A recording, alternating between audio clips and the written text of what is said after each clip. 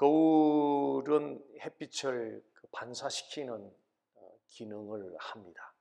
햇볕이 거울에 비춰지면 거울은 그 햇빛을 반사해서 주변으로 이제 비추어주는 기능을 합니다. 우리 그리스도인들은 하나님의 형상을 반사시키는, 즉 하나님의 성품을 반사시키는 영적인 거울과도 같습니다. 세상은 하나님에 대해서 잘 알지 못합니다.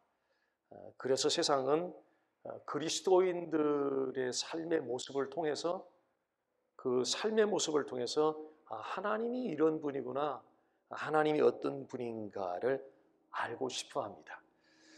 만약 우리 삶 속에서 불평과 불만으로 가득 차 있다면, 비록 하나님이 100% 선하신 분이라 할지라도 세상 사람들은 하나님을 그렇게 인정하지 않을 것입니다. 우리가 선하신 하나님을 세상 앞에 드러낼 수 있는 그 최선의 상태는 감사하는 마음입니다. 우리가 삶 속에서 감사하는 태도로 살아갈 때 그 사람들은 감사할 수 없는 조건 속에, 그 사람들은 도저히 감사를 상상도 할 수 없는 상황 속에서 땡큐, 땡큐 하는 그런 모습을 보여줄 때 세상은 당신이 믿는 하나님은 정말 선하신가 보다, 우리가 믿고 고백하는 그 하나님을 그들도 인정하게 될 것입니다. 사도 바울은 에베소 5장 3절 4절에서 감사하는 말을 하라고 권면하고 있습니다. 에베소 5장 3절 4절 말씀입니다. 음행과 온갖 더러운 것과 탐욕은 너희 중에서 그 이름조차도 부르지 말라. 이는 성도에게 마땅한 바니라. 누추함과 어리석은 말이나 희롱의 말이 마땅치 아니하니 오히려 감사하는 말을 하라. 바울이 에베소 5장을 시작하면서 에베소 교인들에게 감사하는 말을 하라는 권면을 하면서 5장을 이제 시작했는데요. 20절에 와서 오늘 읽은 20절 말씀에서 다시 한번 이 감사를 강조하고 있습니다. 자, 이것은 무엇을 의미하느냐 하면 감사가 쉽지 않다는 거예요. 감사가 쉽지 않으니까 반복해서 지금 사도 바울이 에베소 교인들에게 지금 강조를 하고 있습니다. 감사는 우리가 평생 동안 성화시켜 가야 할 마음의 태도입니다. 우리가 성화되어 가야 되는 여러 가지 그 품성들 가운데 어쩌면은 제일 첫 번째가 될지도 모르겠습니다. 평생 동안 우리가 성화시켜 가야 할, 지난달보다는 이번 달이, 지난주보다는 이번 주가, 어제보다는 오늘이, 오늘보다는 내일이 점점 더 성화되어 가야 되는 우리의 품성, 그 중요한 품성이 감사하는 태도입니다. 오늘 말씀 통해서 세 가지를 좀 우리 질문에 대한 답을 좀 살펴보려고 하는데요.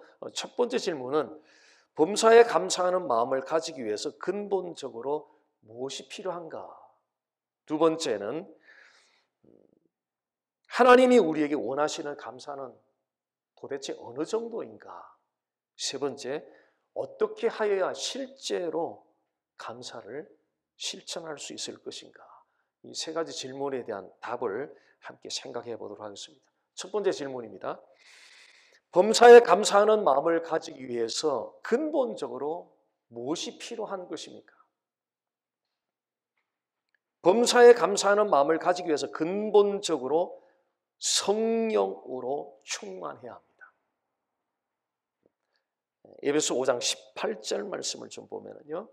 술 취하지 말라. 이는 방탕한 것이니 오직 성령으로 충만함을 받으라. 18절 말씀에서 사도 바울은 성령으로 충만함을 받으라고 명령을 하고, 그리고 19절 20절에는 그 성령 충만을 받았을 때의 결과에 대해서 바울이 이야기를 하고 있습니다. 특히 오늘 읽은 본문 20절 말씀에 보면 성령 충만의 결과, 열매의 한 모습을 우리에게 보여주고 있는데요. 그것은 항상 아버지 하나님께 감사하는 것입니다. 18절 말씀에 성령으로 충만하라 명령을 하고, 그리고 19절 20절에 이어서 그 성령 충만하게 될 때 찾아오는 결과 열매에 대해서 말하고 있는데, 20절에서는 항상 하나님께 감사하는 열매를 맺게 된다는 것입니다. 여기서 성령 충만과 감사와 아주 밀접한 관계를 우리가 발견하게 되는데요. 성령 충만이 원인이라면 감사는 결과다. 우리에게 감사가 나온다면 그 원인은 성령으로 충만하기 때문이라는 것입니다. 그렇다면 성령 충만이란 어떤 것인가 하는 거죠. 무엇이 성령으로 충만한 것인가? 물컵에 물이 가득 차 있는 물컵에 사탕을 하나 떨어뜨려 놓으면 그 사탕은 물의 압력에 의해서 지배를 받죠. 물이 절반 정도 있으면 절반만큼의 물의 압력에 의해 지배를 받고, 물이 가득 차 있으면 가득 찬 만큼의 물의 압력에 지배를 받습니다. 성령으로 충만하다는 것은 구체적으로 말하면 그리스도의 말씀에 의해 지배를 받는 상태, 마치 사탕이 물의 압력에 의해 지배를 받는 것처럼 성령으로 충만하다는 것은 그리스도의 말씀에 의해 지배를 받는 상태. 그래서 성령으로 충만하면 충만할수록 그리스도의 말씀에 우리의 전인격이 지배를 많이 받는 모습이 나타나게 되죠. 그러나 성령으로 덜 충만할 때는 우리의 인격이 그리스도의 말씀에 지배받는 삶이 적게 나타나게 됩니다.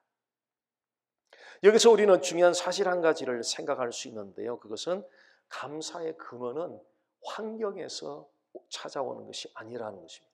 예를 들면 좋은 일이 생기면 감사 땡큐 합니다. 그런데 그것은 감사의 근원에서 나오는 것이 아닙니다. 자, 무슨 말이냐면요, 가정이나 일터에서 좋은 일이 생기면 당연히 감사하는데 그것이 감사의 근원에서 나오는 것이 아니다. 이게 무슨 의미입니까? 이것이 무엇을 의미하는 것입니까? 좋은 일이 생길 때는 감사하죠. 근데 좋지 않은 일이 생겼을 때는 우리는 불평을 하게 됩니다. 좋은 일이 생기면 감사하고 좋지 않은 일이 생길 때는 불평하고, 감사와 불평이 철저하게 환경의 지배를 받는, 환경의 영향을 받는 모습입니다. 좋은 일이 생겨서 나의 감정이 업이 되면 땡큐 감사가 나오고, 좋지 못한 일이 생겨서 내 감정이 다운되면 불평이 나오게 됩니다. 이렇게 환경의 영향을 받아서 나오는 감사는, 그것은 우리의 본능적인 감정의 반응이라는 거죠.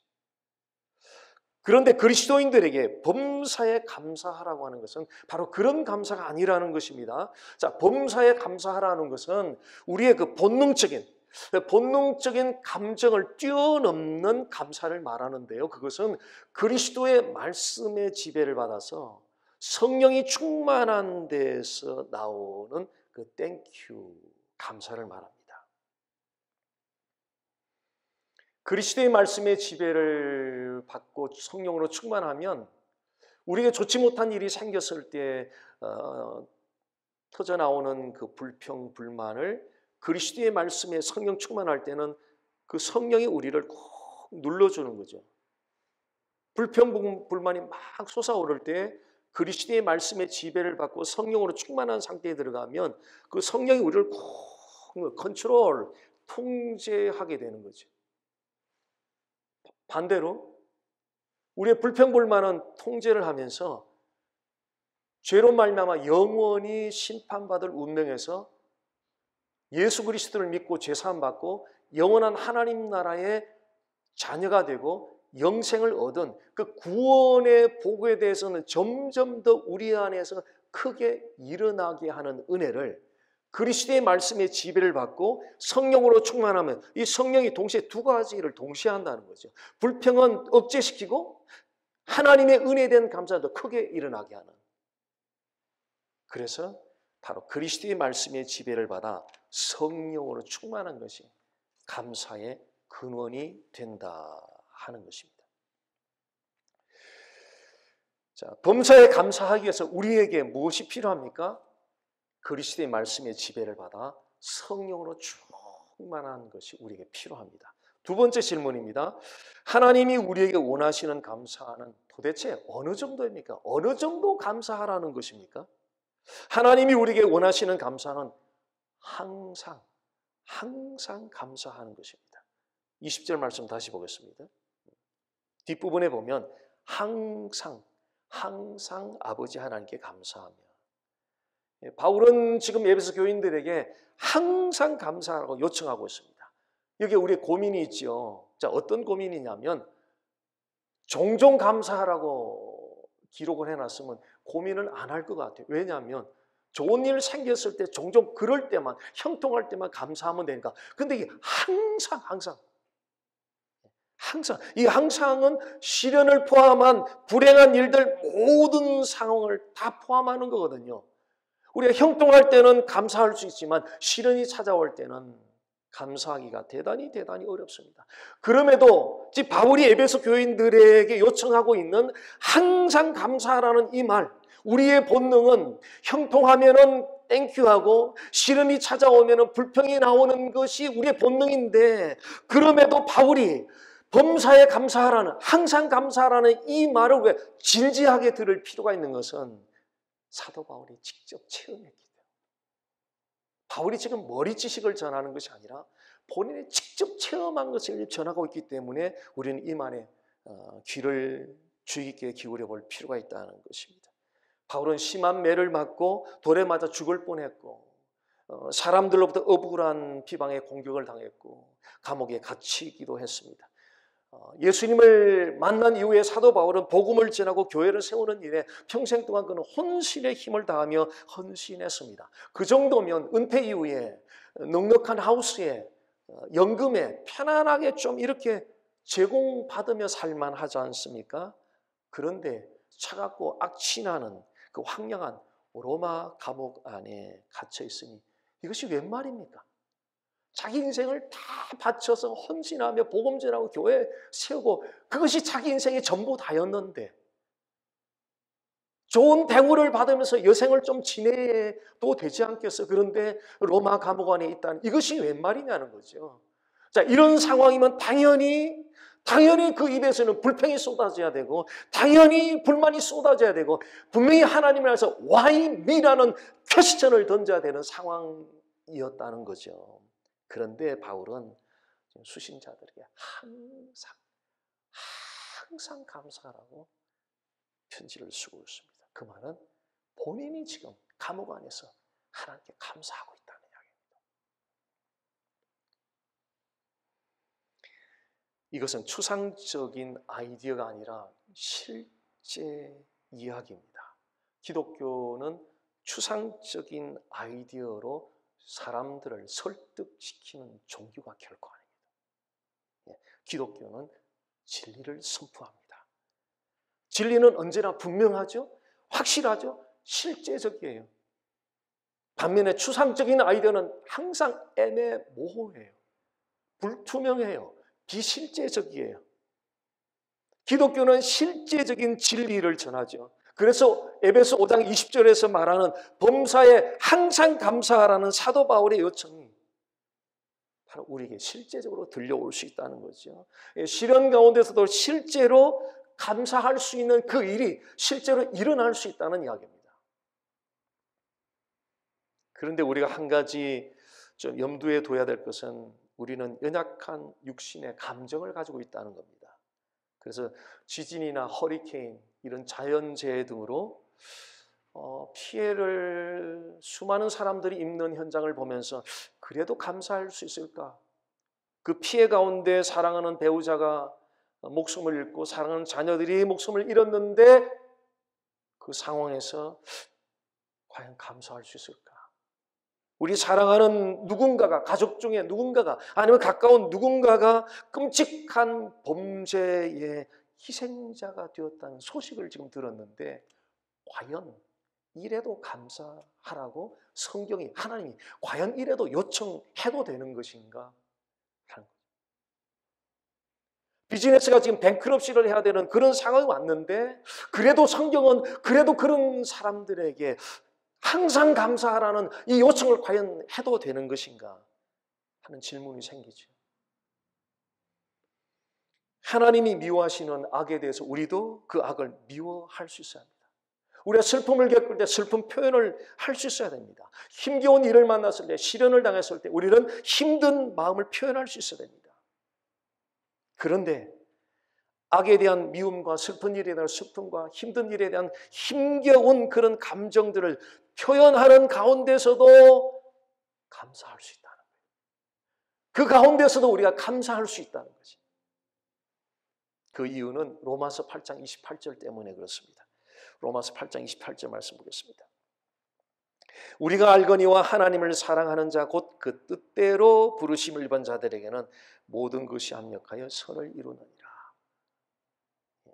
이 모든 것은 좋고 나쁘고 기쁘고 슬픈 모든 것을 다 포함하지만 특별히 이 모든 것이라는 단어를 사용할 때는 슬픔을 겪고 있는 사람들, 시련을 겪고 있는 사람들, 고통 중에 있는 사람들을 특별히 염두에 두고 있다는 것.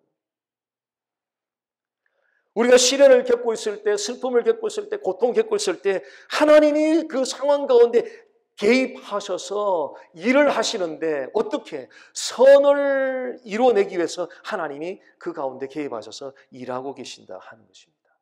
그 선은 우리가 그렇게 고통스러워할 때, 그렇게 힘들어할 때 하나님 그 속에 들어와서 일해주고 계시는데 하나님 일하시는 목표는 우리를 선이라는 항구로 데리고 가기 위해서.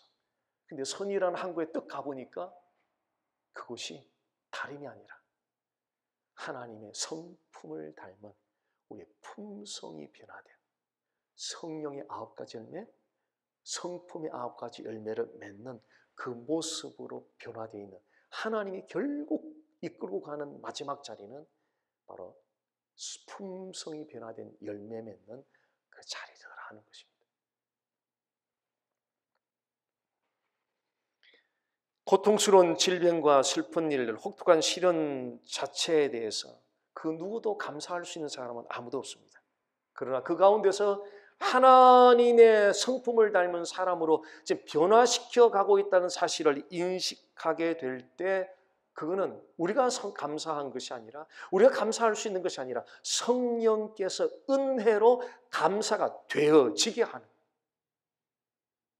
상황 앞에서 우리의 육신의 자아는 도저히 감사할 수 없는데 그 속에서 일하고 계시는 하나님이 무슨 일을 하고 계신지를 성령을 통해 인식을 할 때, 믿음의 인식을 할 때에 성령이 우리의 은혜의 선물로 주시는 것이 하나님 고마워요, 감사해요. 감사는 하나님의 은혜의 선물이다.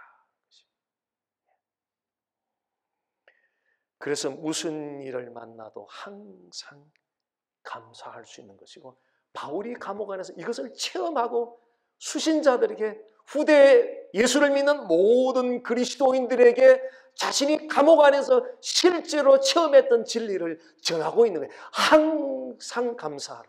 항상 감사하라.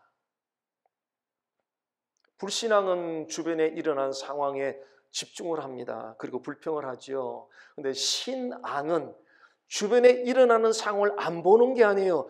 똑같이 봐요. 똑같이 보는데 한 번 더 봐요. 어디를요? 하나님을 한 번 더 봐요. 지금 주변에 일어나는 상황, 안 좋은 상황을 다 봐요. 봐야 돼요. 직면해야 돼요. 부딪혀야 돼요. 아파해야 돼요. 그러나 거기서 끝나죠. 한 번 더 봐요. 한 번 더 보면 누구를 보냐? 하나님을 보더라는 거예요. 하나님을 보더라는 이것이 불신앙과 신앙의 차이점이더라는 거예요. 모든 상황 가운데서 선한 일을 행하고 계시는 하나님을 바라보는 신앙으로 항상 감사하는 삶을 살기를 주님의 이름으로 간절히 소원합니다. 세 번째 질문입니다. 어떻게 하여야 감사를 실제로 실천할 수 있겠느냐 하는 것입니다. 하나님께 기쁘게 청종하는 것입니다. 자, 어려운 시련의 시기에 하나님께 기쁘게 청종한다는 것은 어쩌면 현실과 좀 동떨어진 생각이라는 그런 생각을 가질 수도 있습니다. 자, 그렇다면 어려운 시련을 겪으면서 우리가 어떻게 그것이 현실과 동떨어진 생각, 그것이 어떻게 시련 중에, 고통 중에 어떻게 하나님께 기쁘게 청종할 수 있는가? 그 현실과 동떨어진 것이라는 그런 생각을 하는데 어떻게 기쁘게 하나님께 청종까지 해낼 수 있느냐 하는 거죠. 시련 가운데서 하나님께 기쁘게 청종하기 위하여 첫째, 하나님이 주신 의지를, 하나님 우리에게 주신 의지가 있거든요. 이걸 믿음으로 엑서사이즈를 해서 의지적으로 하나님을 찬양하는 것입니다. 대단히 중요한 항목입니다. 이 부분은. 자, 이 사실의 중요성에 대해서 시편 57편에서 다윗이 우리에게 간접적으로 시사해 주고 있습니다. 자, 시편 57편은 다윗이 사울 왕의 추격을 피해서 엔게디라고 하는 동굴 속에 숨어 있을 때 그 배경에서 나온 시입니다. 시편 57편은. 자, 57편 7절 말씀 좀 보겠습니다. 하나님이여 내 마음이 확정됐고 내 마음이 확정되어 싸우니, 야, 힘이 나요. 힘이 나. 동굴 속에 지금 자기 목숨이 왔다 갔다 하는데 확정되어 싸우니 내가 노래하고 내가 찬송하리이다. 다윗이 지금 무엇을 하고 있습니까? 하나님을 찬양하고 있습니다. 동굴 속에 사울 왕이 지금 다윗을 죽이려고 추격해오는 그런 상황 속에서 자기 목숨이 지금 금방 끝날지도 모르는 그 긴박한 상황 속에서 다윗은 본능적으로 틀림없이 두려움이 찾아왔을 거예요. 왜? 그도 사람이기 때문에. 그의 본능에 근거한다면 이 7절 말씀은 후반부를 이렇게 아마 좀 시를 좀 쓸 수도 있지 않았겠나 싶어요. 그래, 두려워하는 본능에 근거한다. 하나님이여 저 좀 살려주세요. 저 좀 살려주세요. 아마 이렇게 시를 썼어야 되지 않겠나. 그 두려움에 사로잡혔다면. 그런데 다윗은 그렇게 간구하지 않고 내가 하나님을 노래하고 내가 하나님을 찬송하겠습니다. 내가 하나님을 노래하고 내가 하나님을 찬송하겠습니다. 무엇을 의미합니까?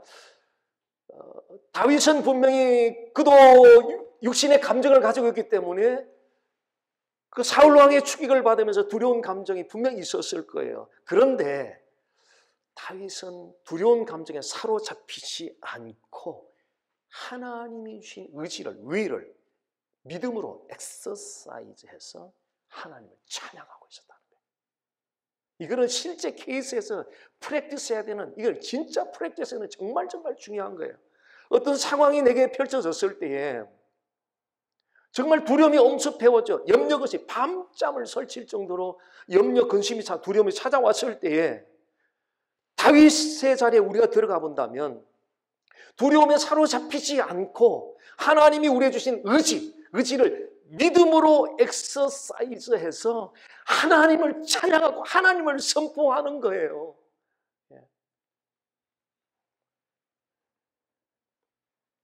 우리의 본능은 주변에 일어나는 상황에서 철저하게 지배를 받습니다. 그래서 시련이 오면 아파요, 힘들어요, 고통스러워요. 육신의 감정을 가진 사람이 힘든 일이 찾아오는데 좋은 사람이 어디 있습니까? 아파요, 힘들어요, 고통스러워요. 이런 본능적인 반응 속에서 어떻게 감사를 실제로 실천할 수 있겠느냐 하는 것입니다.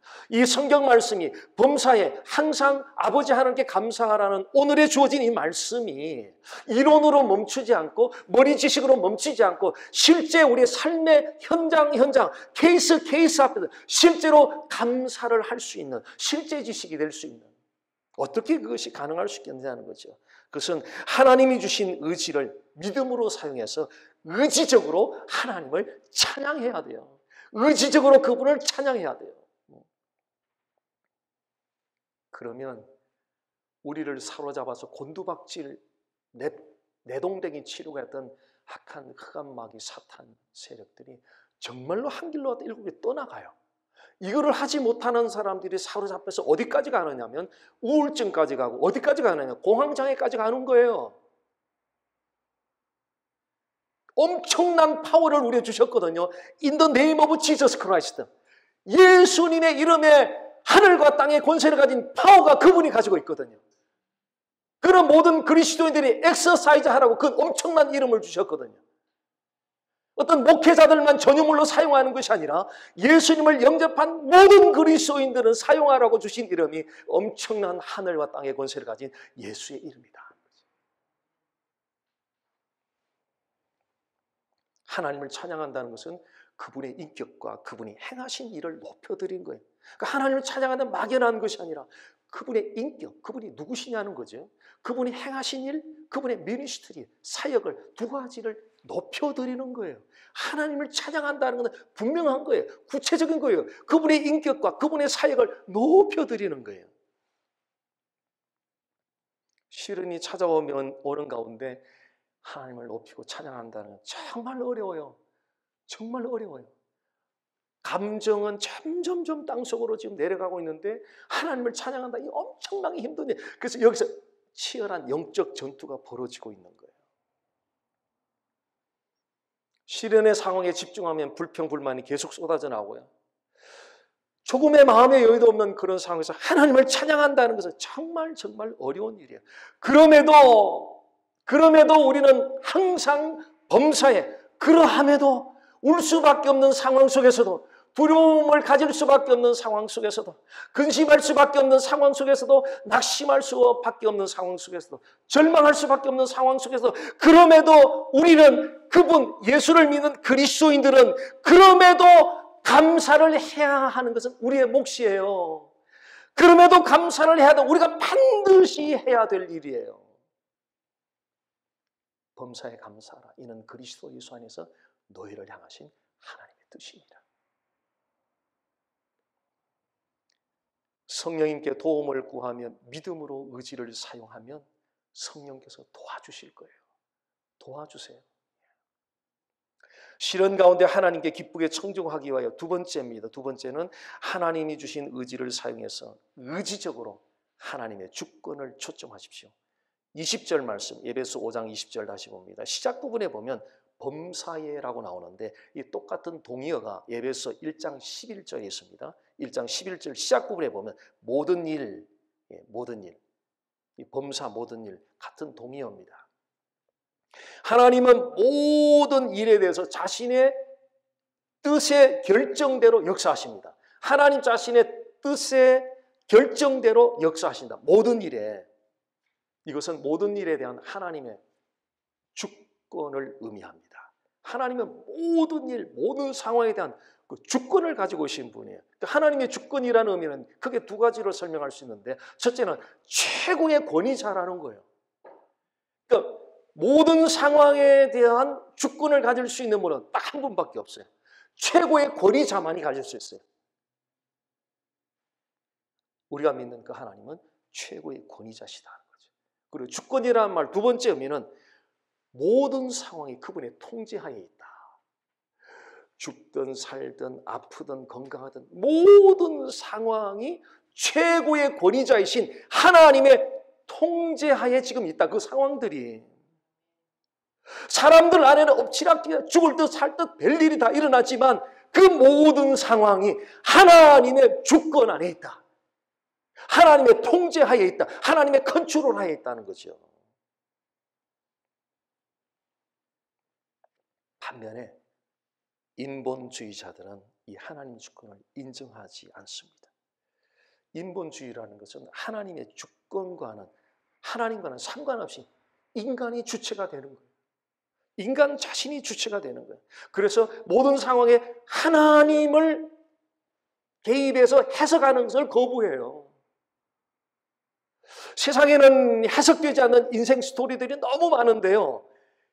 아무리 해석이 안 돼도 하나님을 딱 대입하면 해석이 돼요. 도무지 왜 이해가 안 되는 인생 스토리들이 굉장히 많은데 그 수수께끼 같은 인생 스토리 속에 하나님만 딱 대입을 하면 해석이 나오네, 해석이 나와.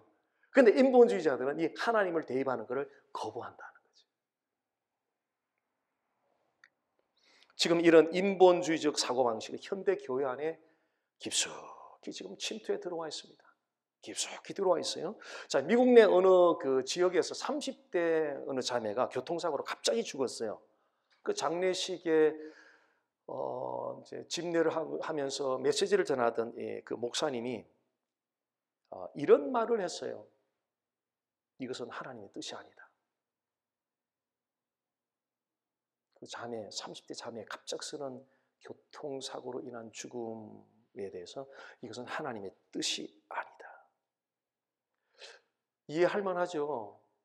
갑자기 그런 죽음을 당했으니 충분히 이해할 만해요. 얼마나 아프고 충격적이었겠어요. 이해할 만해. 그런데 중요한 것은 그 목사님의 그 센텐스에 대해서 성경이 서포트를 못 해줘요.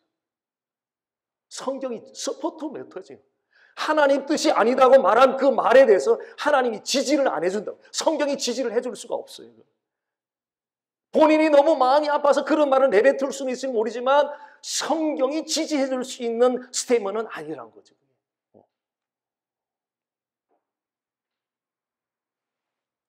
유가족들이 위로받을 수 있는 위로의 근원마저 완전히 제거해버린 큰 잘못을 범한 겁니다. 우리에게 다가오는 시련의 크고 작은 그 모든 것들 중에 위로를 얻을 수 있는 그 근원이 있는데요. 그 근원이 하나님의 주권이에요. 이해되지 않고 설명되지 않는 수많은 수수께끼 같은 인생의 스토리들에 대해서 해석을 해줄 수 있는 중요한 교리 중에 하나가 하나님의 주권이거든요. 그 유가족들이 아무리 이해하려도 이해되지 않는 그 30대 젊은 자매의 갑작스러운 죽음에 대해서 하나님의 주권은 그것을 해석을 내려주거든요. 유가족들이 위로받을 수 있는 마지막 위로의 근원을 원천적으로 차단시킨 거나 마찬가지다. 이 죽음이 하나님 뜻이 아니다라고 한 것은 그런 큰 실수를 범하게 된 거죠. 모든 일이 최고의 권위자 되시는 하나님의 통제하에 있다는 하나님의 주권을 믿을 때 비로소 이해할 수 없는 상황들이 소화가 되기 시작해요. 받아들여지기 시작하면서 받아들여지는 것이 위로예요. 아프고 힘들고 고통스러운 이유는 안 받아들여지는 거예요. 이해가 안 되고 일어난 상황들이 내게 액셉트가 안 되는 거예요. 그래서 고통스러워하는 거예요. 그런데 최고의 통치자 되시는 권위자 되시는 하나님의 주권 안에서 이해를 하기 시작하니까 그 상황들이 받아들여지기 시작하면서 이것이 내게 위로로 다가오기 시작한다. 우리에게 일어나는 일들 가운데 정말 이해하기 어려운 일들이 많습니다. 그럴 때 하나님의 자녀로서 하나님께 기쁘게 청종하기 위해서 우리가 어떻게 해야 하겠습니까? 하나님 주신 의지를 믿음으로 사용해서 의지적으로 하나님의 주권을 초점할 수 있어야 합니다. 잠언 기자는 그렇게 말합니다. 범사에 하나님을 인정하라고. 이것이 왜 이렇게 힘든지요? 하나님을 인정하라고. 죽을 일이 생겼어도 목숨이 설령 끊어지는 상황이 끊어진다 할지라도 범사에 하나님을 인정하라고. 죽음마저도 하나님께 인정하라고. 그러면 하나님이 내 길을 지도하신다. 내 지식과 내 경험으로는 내게 일어나는 상황을 이해할 수 없지만 의지적으로 하나님의 주권을 인정합니다. 선포해 보십시오. 신비스러운 성령의 은혜가 임해요. 하나님, 제 머리로 이해가 안 되는데 너무 아파요. 힘들어요. 그런데 이해가 안 되는데 하나님의 주권을 인정해요. 선포하는 순간에 성령이 우리에게 주시는 은혜가 엄청나요. 오늘 우리는 그리스도인의 감사에 관련해 세 가지 질문에 대한 대답을 살펴보았습니다. 첫째, 우리가 범사에 감사하기 위해서 근본적으로 무엇이 필요합니까? 성령으로 충만하는 것입니다. 감사는 우리에게서 근본적으로 나온 것이 아니라 성령의 은혜가 임하여 줄 때 성령이 선물로 주시는 거예요. 두 번째, 하나님이 우리에게 원하시는 감사는 어느 정도 해야 됩니까? 항상 모든 일에 단 하나의 상황도 예외되는 것 없이 모든 상황 가운데 감사하라고 요구하고 있습니다. 세 번째, 어떻게 해야 감사를 실제로 실천할 수 있습니까? 하나님 주신 의지를 믿음으로 사용해서 하나님을 찬양하고 하나님 주권을 초점해 보십시오. 그러면 진짜 신비롭게 하나님이 감사하는 은혜를 우리에게 부어주십니다. 그 어느 때보다도 힘들다면 힘들었던 한 해 아닐까. 작년 한 해는 뭣도 모르고 팬데믹을 맞았는데 이제 팬데믹의 맛을 어느 정도 보고 한 해를 지나오는 시간, 어쩌면 더 힘들었을지도 모르는 2021년 한 해. 오늘 이 말씀을 근거로 살펴봤을 때 더욱더 그 어느 해보다 더욱 감사할 수 있는 한 해. 감사를 선포할 때 성령이 동행하고요, 성령 역사, 감사가 숨을 때 사단의 역사, 우리에게서 사단의 그림자를 몰아내시기 바랍니다. 감사를 선포하고 하면 성령이 개인에게, 가정에게, 머무는 곳곳마다 하나님의 성령이 함께 역사해 주실 것입니다.